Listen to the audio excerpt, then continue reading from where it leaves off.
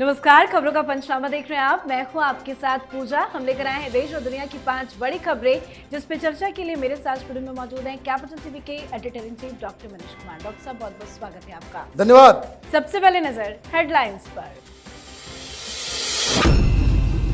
मोदी सरकार के 11 साल, बीजेपी ने गिनाई उपलब्धियां। वीडियो शेयर कर पीएम ने लिखा, सेवा, सुशासन और गरीब कल्याण के 11 वर्ष रहे ऐतिहासिक और कल्याणकारी।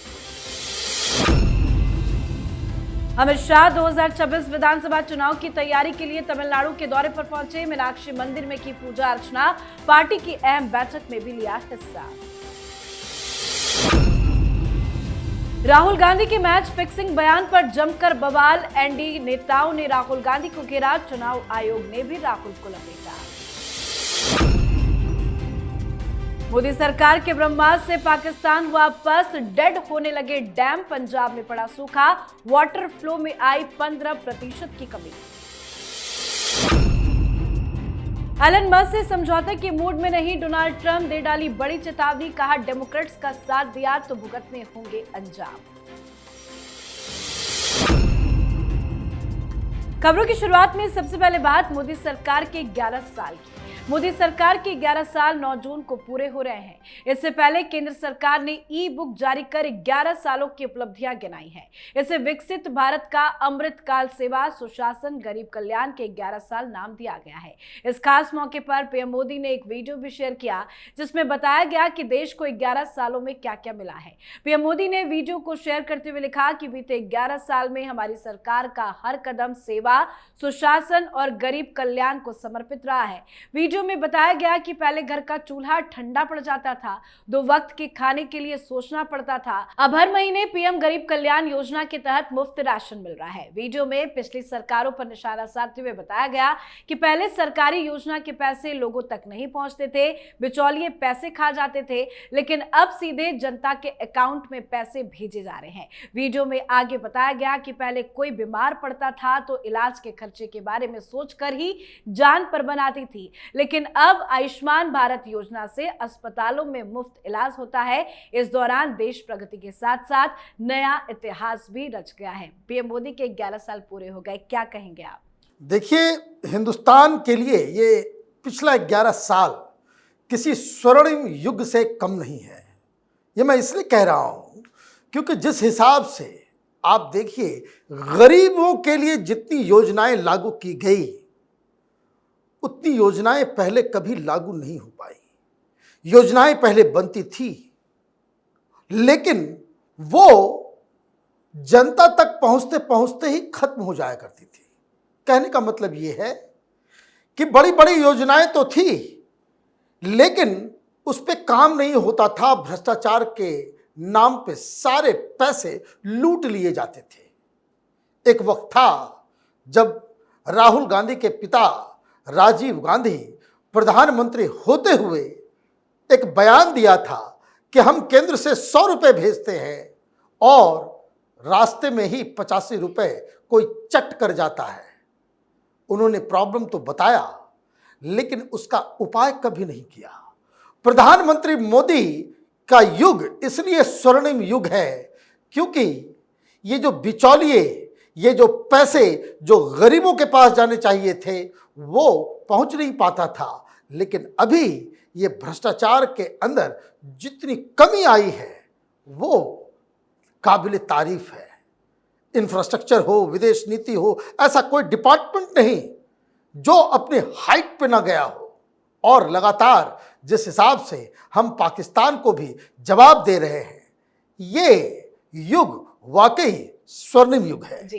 तो कल 11 साल पूरे होने पर बीजेपी ने खास तैयारी भी कर रखी है। बीजेपी कल संकल्प से सिद्धि तक अभियान भी शुरू करने जा रही है। तो वहीं अमित शाह तमिलनाडु के दौरे पर पहुंचे हैं। तमिलनाडु के 2 दिवसीय दौरे पर पहुंचे अमित शाह ने आज प्रसिद्ध मीनाक्षी अम्मन मंदिर में पूजा अर्चना की। साथ ही अमित शाह ने भारतीय जनता पार्टी नेताओं के साथ बड़ी बैठक भी की है। शाह ने रोड मैप पर चर्चा करने और चुनाव के लिए रणनीति तैयार करने के लिए तमिलनाडु पार्टी की राज्य कोर समिति की बैठक बैठक की भी अध्यक्षता की। अमित शाह के दौरे का मकसद आगामी तमिलनाडु विधानसभा चुनाव के लिए पार्टी की तैयारियों की समीक्षा करना और चुनावी रणनीति तैयार करना है। किस तरह का फोकस है बीजेपी का तमिलनाडु में? देखिए, भारतीय जनता पार्टी तमिलनाडु में इस बार कुछ बड़ा करने जा रही है। अन्नामलाई जो इतने बड़े लीडर बनकर के उभरे तमिलनाडु में, भारतीय जनता पार्टी को बिल्कुल एक जगह से खड़ा भी किया। 10% वोट भारतीय जनता पार्टी उसको लेकर के आती है। लेकिन अमित शाह तो चाणक्य हैं राजनीति के, पूरा मोर्चा उन्होंने संभाल लिया, उनको वहां से अध्यक्ष पद से हटाया भी, और वहां पे एआईडीएमके के साथ जो गठबंधन होने जा रहा है और जो इस वक्त वहां पे माहौल है, उससे साफ साफ दिख रहा है कि वहां वापस डीएमके की सरकार नहीं बननी है। डीएमके को कैसे हराना है, न सिर्फ भारतीय जनता पार्टी की रणनीति बल्कि एआईडीएमके के साथ मिलके कौन सी सबसे बेस्ट रणनीति होगी, उसके बारे में आज चर्चा हो रही थी।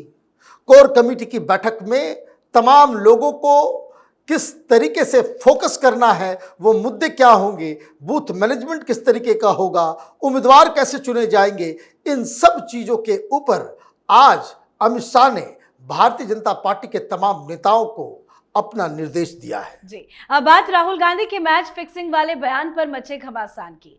राहुल गांधी ने महाराष्ट्र विधानसभा चुनाव को लोकतंत्र में धांधली का ब्लूप्रिंट बताते हुए चुनाव आयोग पर गंभीर सवाल खड़े किए हैं। उन्होंने आरोप लगाया कि ये मैच फिक्सिंग बिहार समेत अन्य राज्यों में भी दोहराई जाएगी। चुनाव आयोग ने राहुल गांधी के आरोपों को खारिज करते हुए इसे बेतुका और निराधार बताया है। आयोग ने कहा कि मीडिया में बयान देने की बजाय राहुल को सीधे संवाद करना चाहिए था।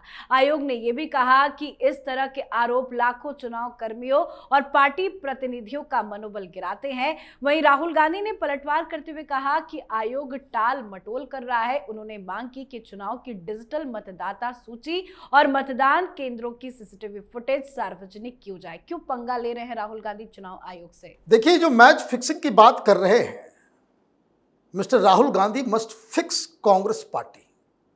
अपने पार्टी को आप ठीक कीजिए, वो आपसे हो नहीं रहा। आप हंगामा क्रिएट करना चाह रहे हैं और ये अलग किस्म के सेंस ऑफ इंटाइटलमेंट से आता है।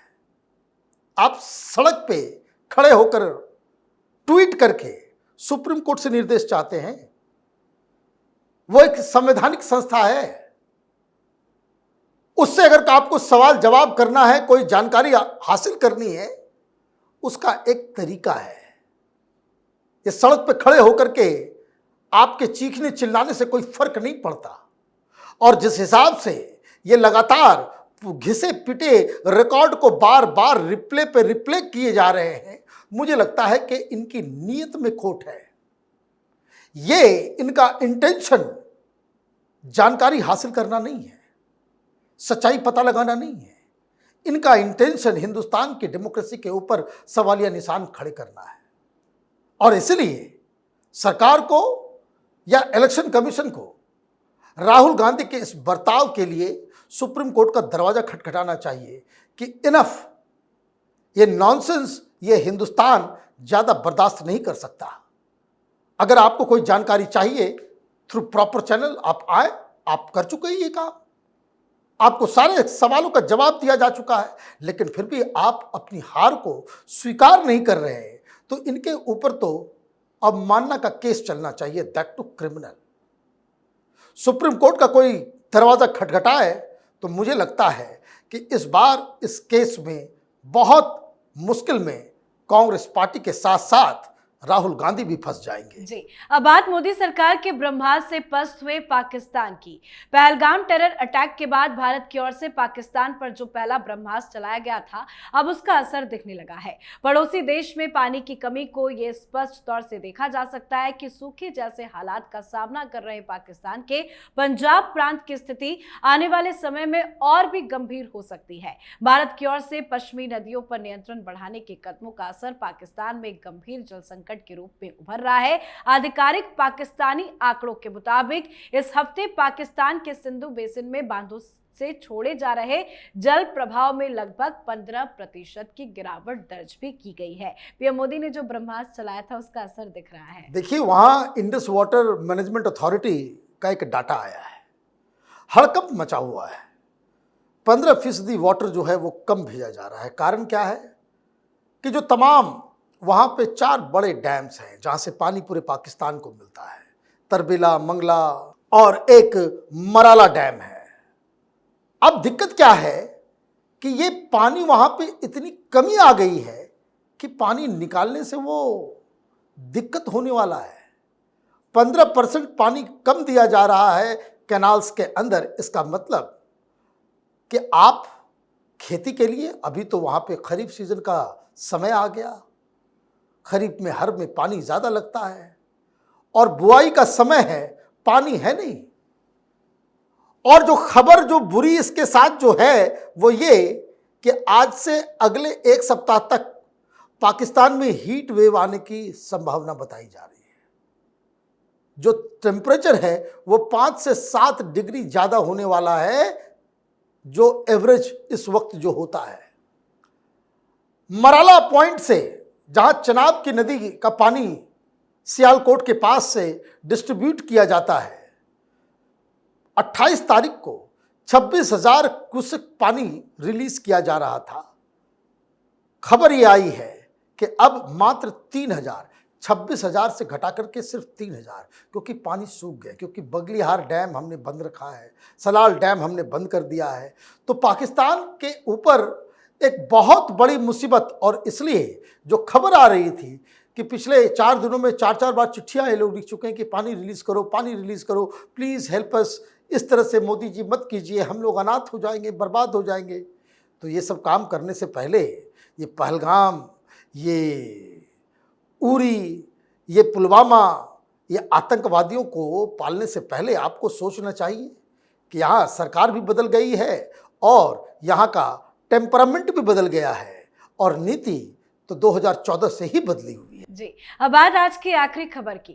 अमेरिका के राष्ट्रपति डोनाल्ड ट्रंप और टेस्ला एक्स के मालिक एलॉन मस्क के बीच तनातनी लगातार बढ़ती जा रही है। ट्रंप ने साफ कहा कि उन्हें मस्क से रिश्ते सुधारने में कोई दिलचस्पी नहीं है और अगर मस्क डेमोक्रेट का समर्थन करते हैं तो उन्हें गंभीर नतीजों का सामना करना पड़ सकता है। तो वहीं मस्क भी लगातार ट्रंप को घेर रहे हैं। अब ये लड़ाई आर पार की होती नजर आ रही है। अब ट्रंप ने चेतावनी दे डाली है। चेतावनी देने का मतलब है कि there is something fundamentally wrong with Trump, क्योंकि खबर ये आ रही है कि जो बिग और ब्यूटीफुल बजट जो इन्होंने बनाया है वो पास नहीं हो पाएगा। दिक्कत वहां आ रही है। अगर सरकार के ऊपर खतरा नहीं होता तो मस्क को इग्नोर किया जा सकता था, लेकिन दिक्कत क्या है कि कई सारे रिपब्लिकन सांसद वो मस्क के साथ खड़े हों। पूरी की पूरी डेमोक्रेट पार्टी जो है वो मस्क के साथ खड़ी हो गई है। कहने का मतलब ये है कि ऑलरेडी अमेरिका के अंदर में ट्रंप सरकार को लेकर ट्रंप के समर्थकों के बीच ही परेशानी और वो अनपॉपुलर होते चले जा रहे हैं। तो इनकी कुर्सी अब खतरे में आ रही है, जिस वजह से वो उनको लग रहा है कि ये मस्क कहीं, उसको कह सकते हैं कि फ्रंट रोलिंग ले लिया या उल्टी चाल उसने चल दी डेमोक्रेट्स और कुछ रिपब्लिकन। और ये मैं आपको बता दूं, वहाँ कोई हिंदुस्तान की तरह विप सिस्टम नहीं है कि आप जिस पार्टी के हैं उसी पार्टी को ही आप हमेशा वोट करेंगे।